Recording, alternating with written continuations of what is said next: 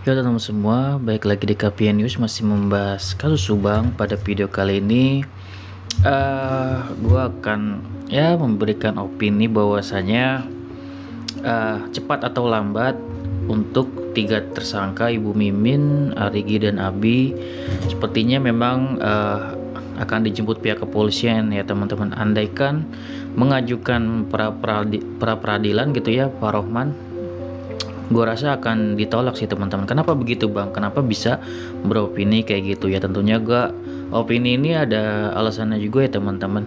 Sesuai informasi dari Pak Ibrahim dulu ya, waktu awal-awal Danu itu menyerahkan diri, bahwasanya beliau menyatakan bahwasanya tanpa Danu menyerahkan diri pun bahwasanya 5 orang ini sudah ditargetkan oleh pihak kepolisian teman-teman. Artinya beliau sudah bilang bahwasanya sudah ada data saintifik yang menyudutkan bahwasanya dan membuktikan ya dari barang bukti ke arah mereka berlima gitu. Jadi memang sudah ada penjemputan sebelumnya, namun memang ini tidak sengaja, memang penyerahan Danu berbarengan kebetulan gitu. Tapi gue sejujurnya gue pribadi kurang percaya juga bahwasanya Danu ini tidak diakui untuk menyerahkan diri, tidak terlalu tidak terlalu ngepek gitu. Padahal menurut gue sangat ngepek ya, karena dengan penyerahan Danu artinya bukti itu bertambah dan menjadi menguatkan pihak kepolisian untuk langsung menjemput. Menurut gue kayak gitu ya. Ya wajar aja lah kalau pihak kepolisian ingin citranya baik lah gitu. Tapi itu juga membuktikan bahwasanya gue bisa beropini seperti tadi teman-teman, bahwasanya cepat atau lambat untuk tiga tersangka ini akan dijemput. Bahwasanya dari Pak Ibrahim sendiri sangat yakin betul gitu teman-teman dari awal, bahwasanya beliau bilang bahwasanya bukti-bukti tersebut sudah cukup gitu. Makanya terjadilah yang namanya semuanya ini 5 ini naik ya dari saksi menjadi tersangka gitu.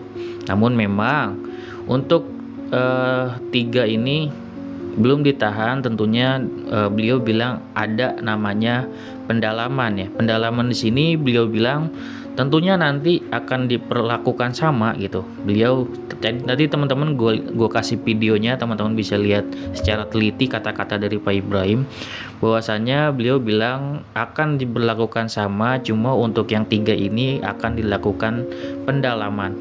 Pendalaman di sini gue akan menurut gue pribadi gitu ya, nanti teman-teman juga boleh beropini menurut teman-teman. Menurut gue pribadi itu kata arti pendalaman ini menurut gue sangat pintar sih pihak kepolisian. Agar apa? Agar didalami ini yang ketiga ini berdasarkan bukti yang sudah dimiliki pihak kepolisian, dengan ketiga tersangka ini masih wajib lapor, itu akan menjadikan pihak kepolisian itu bisa mendapatkan bukti-bukti baru. Kayak gimana tuh bang? Ya contohnya seperti ini.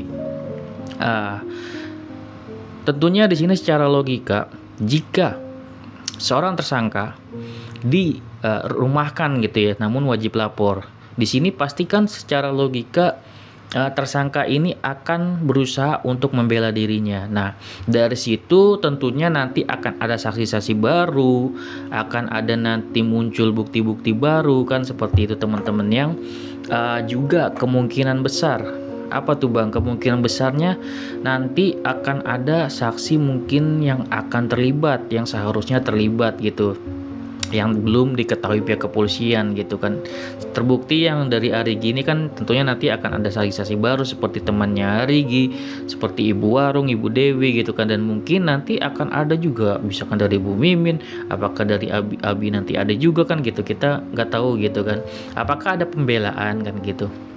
Seperti itu. Kita nanti akan lihat tentunya dengan adanya 3 tersangka ini tidak ditahan, nanti pihak kepolisian memang otomatis akan mendapatkan bukti-bukti baru. Memang agak pintar juga nih pihak kepolisian gitu kan. Pasti tersangka ini akan berusaha banget untuk membela dirinya tentunya gitu teman-teman. Jadi pihak kepolisian tinggal menunggu gitu bagaimana tersangka ini bisa mencoba untuk membela dirinya gitu kok. Nanti kan mungkin ada saksi-saksi lain yang terlibat yang bisa digiring gitu sama pihak kepolisian seperti itu teman-teman. Kalau misalkan gua ngebaca dari kata-kata Pak Ibrahim gitu ya, jadi beliau berkeyakinan bahwasanya ini sebenarnya sudah kuat gitu, walaupun kita sebagai masyarakat meragukan pihak kepolisian. Kalau memang sudah cukup, kalau memang sudah kuat harusnya ditahan, tapi buktinya nggak ditahan, dan di sini kan jadi tanda kutip gitu. Kita tentunya kalau melihat secara dalam gitu ya, ini justru pihak kepolisian ini sangat pintar agar dia itu mendapatkan bukti-bukti baru gitu, saksi-saksi baru tentunya dari tersangka ini yang belum ditahan. Dia akan sangat berusaha untuk yang namanya mencoba untuk membela dirinya gitu kan, gimana pun caranya. Kalau misalkan memang ada saksi-saksi yang bisa mendukung atau bukti-bukti yang bisa mendukung gitu kan, itu kan jadinya akan dicek lagi sama pihak kepolisian. Sesuai apa yang dibilang Pak Ibrahim bahwasanya tersangka-tersangka tersebut nantinya akan diperlakukan sama, artinya tentunya akan cepat atau lambat akan ditahan gitu teman-teman. Kalau misalkan nggak ditahan, tentunya di sini citra dari pihak kepolisian bahwasanya itu akan tentunya dilihat buruk ya sama masyarakat gitu. Seperti itu teman-teman, seolah pihak kepolisian tuh kredibilitasnya jadi dipertanyakan seperti itu. Dan tentunya di sini kita akan lihat langsung video dari Pak Ibrahim ya teman-teman. Nanti teman-teman silakan menilai ya teman-teman dari pernyataan dari Pak Ibrahim. Teman-teman silakan cerna per kata-katanya. Dia membicarakan tentang Danu dan semua tersangka, 5 tersangka ini. Oke, kita lihat videonya dan teman-teman silakan berkomentar ya teman-teman. Apakah peran D ini Pak, kehadirannya dengan menyerahkan diri itu memberikan kontribusi terhadap penetapan tersangka gitu? Masalah penyerahan diri ini itu adalah salah satu wujud kalau misalnya memang ada kontribusi ya. Tetapi penyerahan diri ini sebelumnya tidak relevan dengan hasil pemeriksaan yang kita punya. Nah, pemeriksaan yang kita lakukan memang sebelumnya sudah ada hasil keterangan-keterangan dan juga sudah ada alat bukti yang didasarkan dengan scientific investigation yang dimiliki oleh penyidik, sehingga memang tinggal kita dudukan dengan gelar perkara. Nah, dari gelar perkara itu akhirnya bisa ditunjukkan memang ada keterlibatan dari 5 tersangka ini, dan dengan melalui gelar perkara itu ditetapkan 5 tersangka ini sebagai pelaku atau orang yang terlibat di dalam perkara kejadian ini. Bisa dikonfirmasi Pak terkait dengan penetapan tersangka yang kasus pembunuhan Subang? Ya, alhamdulillah terkait dengan pengungkapan kasus Subang pada tanggal 17 kemarin sudah ditetapkan 5 orang tersangka, di mana 2 sudah dilakukan penahanan, yaitu saudara D dan saudara Y.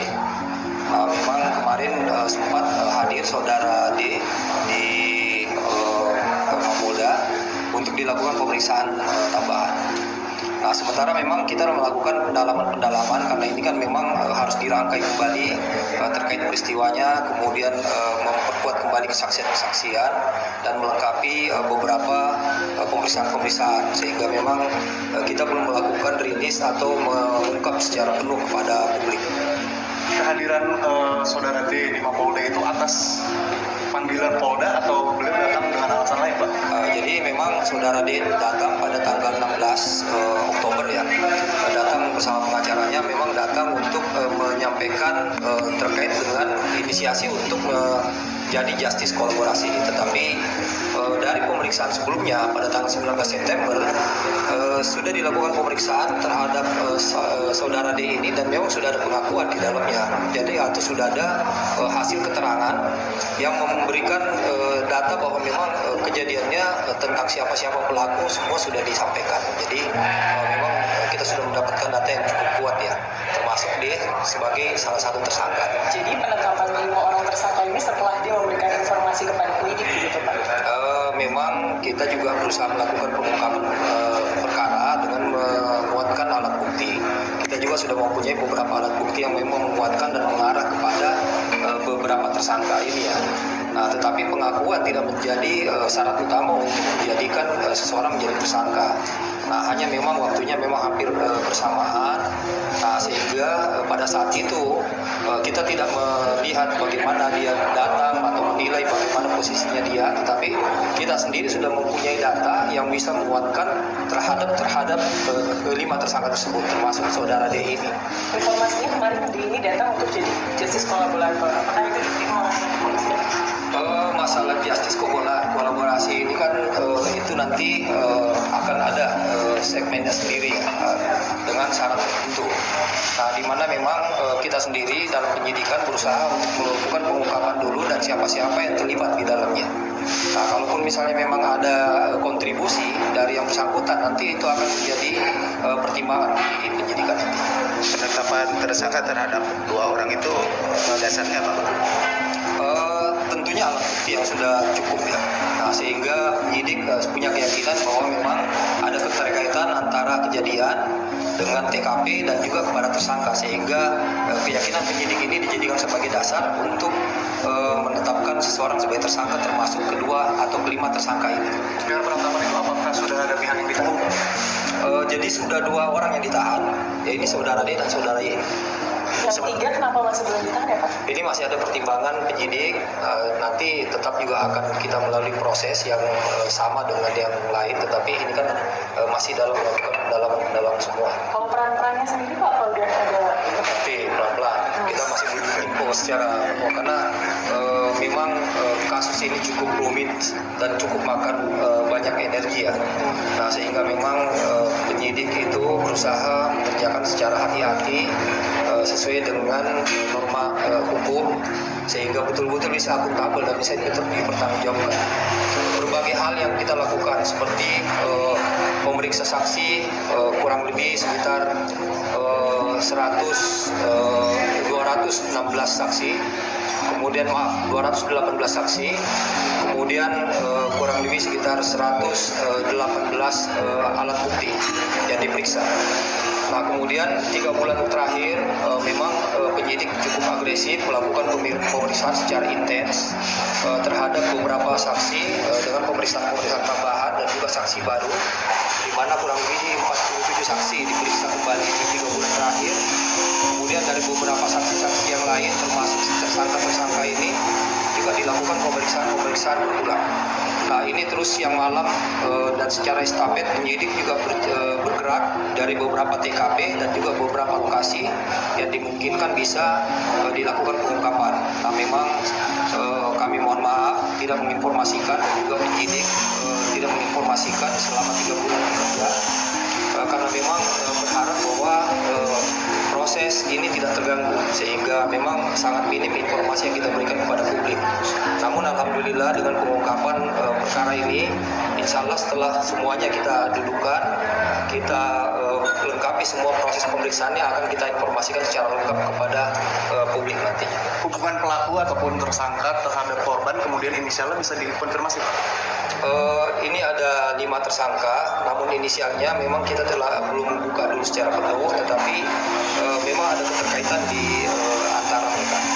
Keterkaitan seperti apa bisa dijelaskan? Ada hubungan keluarga?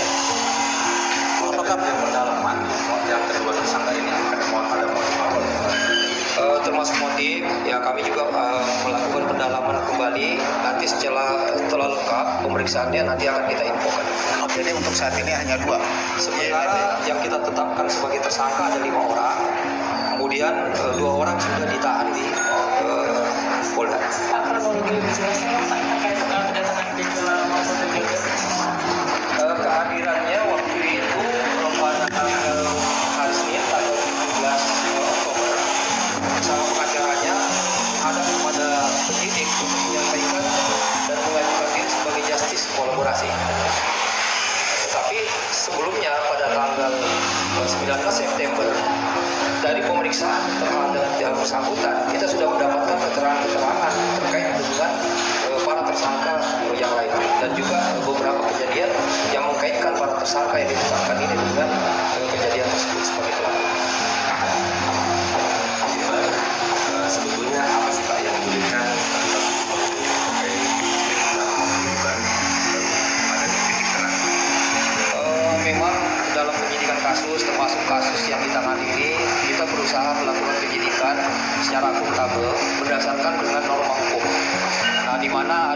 syarat tentang pembuktian yang berdasarkan hukum yang harus betul-betul kita dudukkan sehingga penyidik tidak bisa sembrono menetapkan seseorang sebagai tersangka.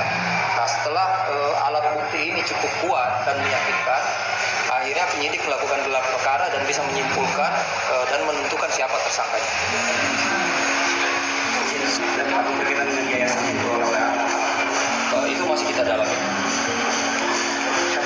Terima kasih. Makasih Pak Kabit. Oke.